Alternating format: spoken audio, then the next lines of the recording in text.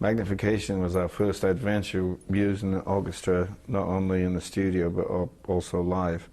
And for me, that's been always kind of like a yes thing. Instead of using keyboards to create an orchestra, we used a real orchestra. And I thought Magnification had some great songs on it. It was one of my favorites, actually. And I wrote a couple of things on there. I wrote In the Presence Of, which we played on stage all the time.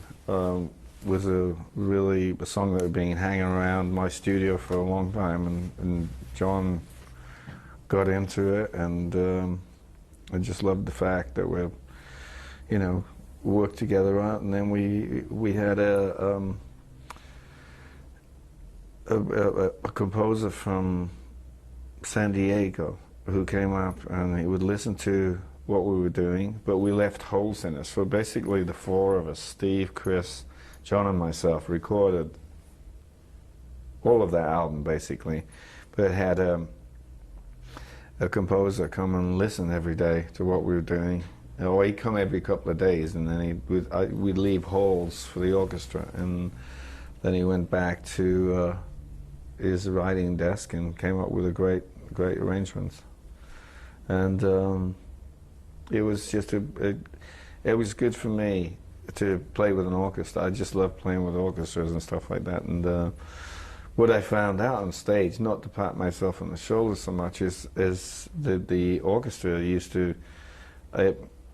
In America, we used a different orchestra every day, but what was really great about that is like half the orchestra would come up and they said, I can't believe I'm playing on stage with Yes. They all loved our music, which was quite amazing, and they'd been listening to it since they were at school. So they really appreciated the fact of all the musicians on stage. They were kind of high standard, and they appreciated playing with us. Then in Europe, we used a Russian orchestra. Actually, it was a Polish orchestra for the first half of the tour. And it was very funny because it was a 30-piece orchestra, and 22 of them were girls were like 25 years old.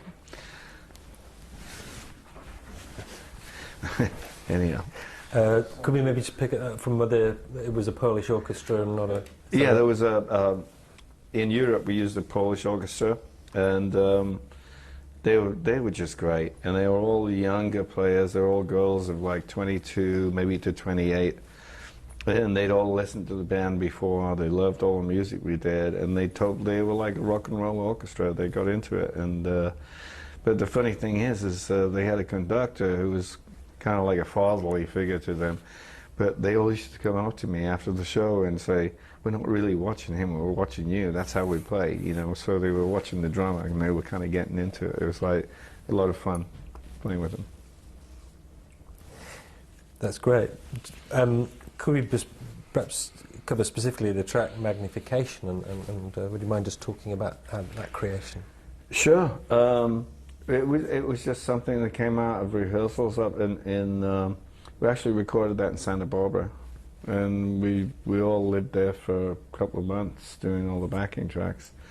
And it was a song that John had originally, and we all just got into the developing between the four of us. And there was a few tracks where I'd play piano and stuff like that just to mimic the orchestra, but we'd re-record the orchestra where the parts were. But basically came out of a song from John.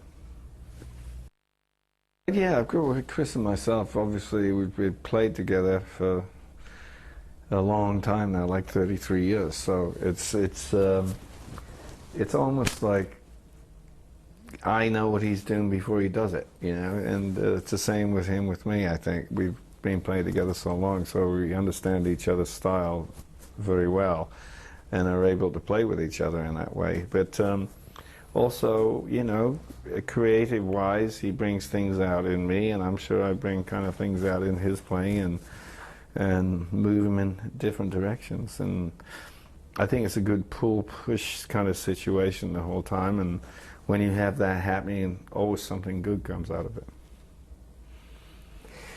Are you two sort of still, are you still listening to other people? Is there anything you kind of bring to each other and say, oh, you know, hey, God, we should be, you know, Yeah, play a bit I've done that before. You know, I've actually stayed in hotels when I've been in the next room to Chris, and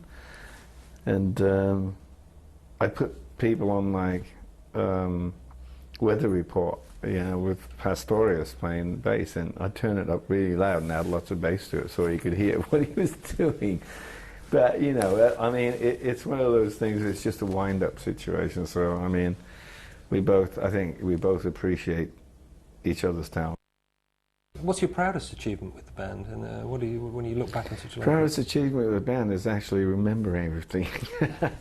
I think within a band like Yes, it's very hard to go on stage inebriated or anything like that. You have to be dead straight, because actually playing from the beginning to the end of a concert every night is a huge task.